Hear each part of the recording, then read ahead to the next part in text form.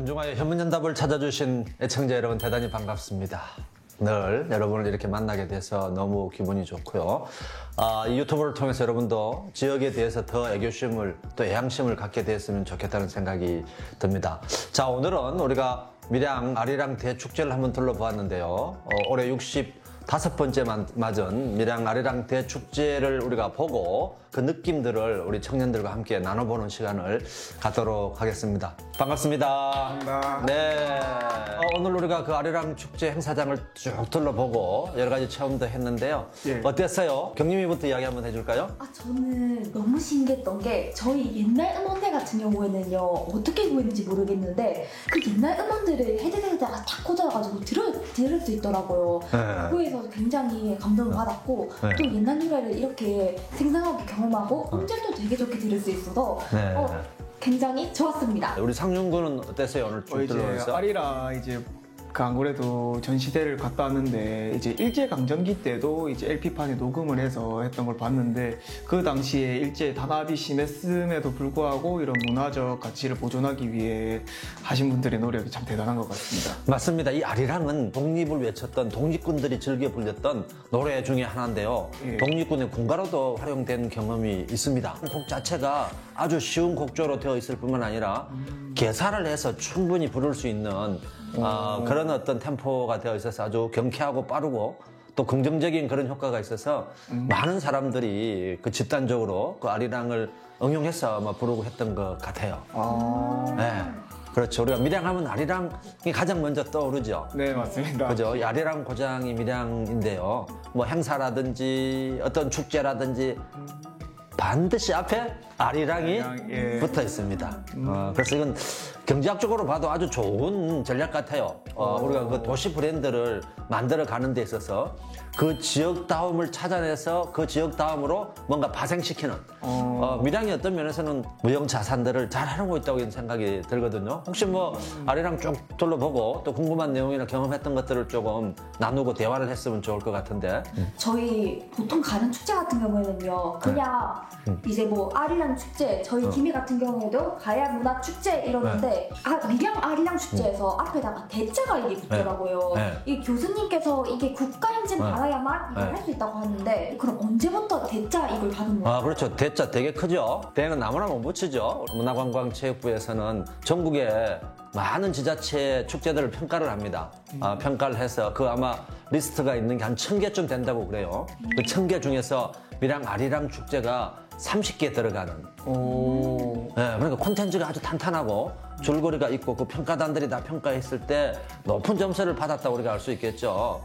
그래서 국가가 인정해준 축제다 하는 표시가 이제 대자인데 2020년부터 네. 국가 지정 축제로 인정을 받아서 지금 이제 3년째 이렇게 되고 있고 이제 첫 해는 코로나 때문에 축제가 또 열리지가 않았죠.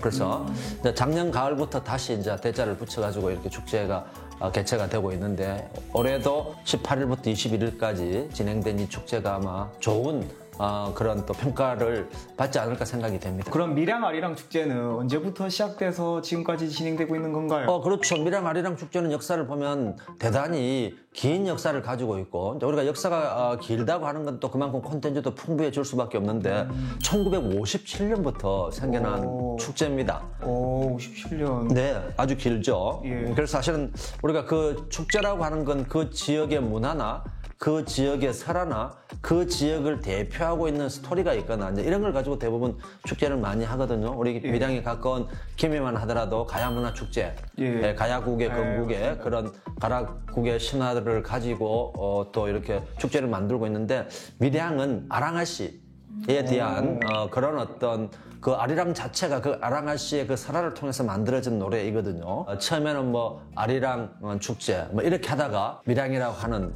그런 지역의 고유 명사를 붙이게 돼서 지금까지 이어져서 원래 65회 2년은 이제 코로나 때문에 못했으니까 올해 65회째 지금 맡고 있는 축제가 되겠습니다. 그럼 교수님 그 아랑아씨가 도대체 얼마나 이뻤길래 이런 설화까지 전해지는 겁니까? 그렇죠. 사실은 우리가 그 각 지역마다 가슴 아픈 설화들이 있습니다.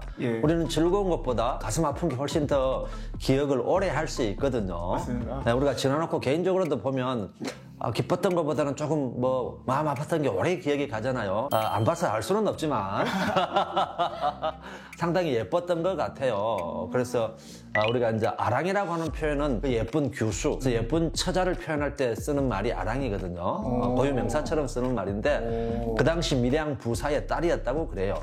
이제 밀양 부사의 딸이면 지금 같으면 뭐 밀양시장, 밀양 과거의 군수, 시장님의 딸을 이거.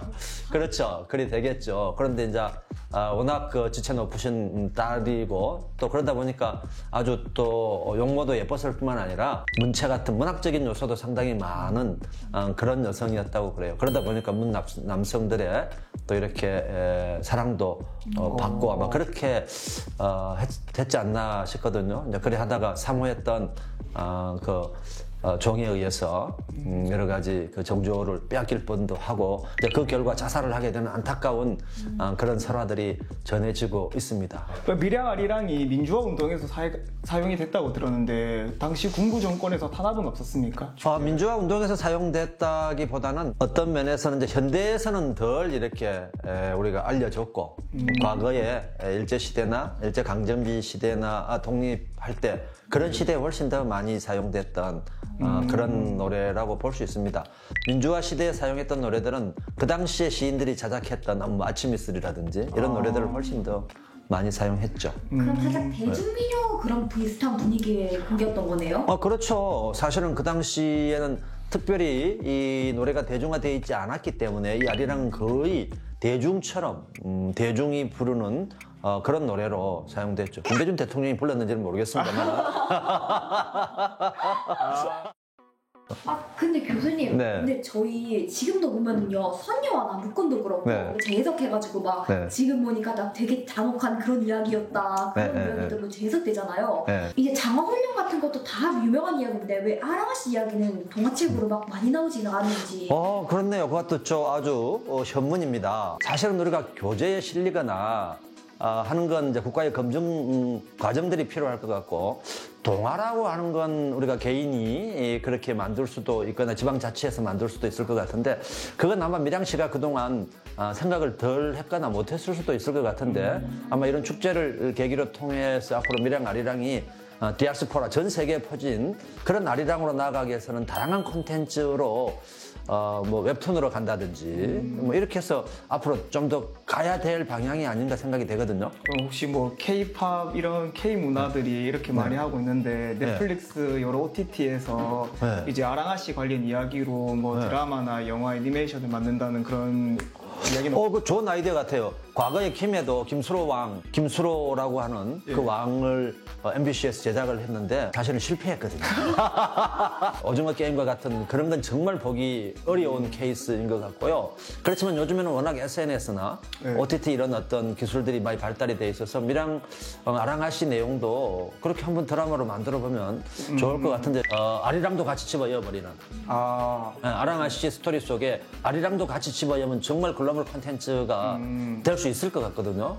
문화 자원들은 왜 중요한 거면 하나의 소스, 원 소스 가지고 멀티 유즈 할 수 있는 다양하게 드라마도 만들 수 있고 웹툰으로도 만들 수 있고 다양한 그 세대에 맞는 그런 콘텐츠를 만들 수 있기 때문에 대단히 중요한 그런 자원이 될 수도 있습니다. 이제 북유럽 신화가 이제 마블의 토르가 유명해지면서 인기가 또 편승했듯이 그런 것과 같은 겁니까? 그렇죠.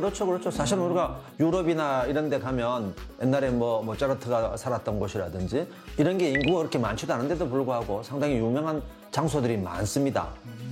그래서 그런 어떤 플레이스 장소가 누군가의 스페이스 공간으로 변하게 되면 많은 사람들이 찾아올 수도 있고 명성이 이렇게 계속 번지면 유명한 장소로 자리매김할 수 있겠죠. 그래서 밀양도 사실은 그 아리랑이 이제 무형 일종의 유산이기 때문에 유형 유산으로 좀 만들어낼 작업들을 하면 찾아올 수도 있겠죠. 아주 중요한 질문을 했습니다. 확실히 이제 요즘 더 글로리 같이 자극적인 작품들이 인기가 많은데 밀양 약간 아랑아 씨 이야기도 살짝 그런 게 있지 않습니까? 복수, 리벤지 같은. 그렇죠. 우리가 또 각색을 하면 얼마든지 조금 허구적인 걸 집어넣어서 또 만들면 아주 재미있게 그럼 막 퓨전 사극 이런 식으로. 그렇죠. 할 수도 있겠죠. 밀양강 오디세이도 검의 노래라고 해서 지금 그동안 밀양 출신으로서의 유명한 인물들을 중심으로 해서 뮤지컬을 만들어서 상영하고 있거든요. 예, 그런 것처럼 어차피 우리가 어떤 한 소스를 가지고 뭘 만들어낼 때 각색을 할 수밖에 없습니다.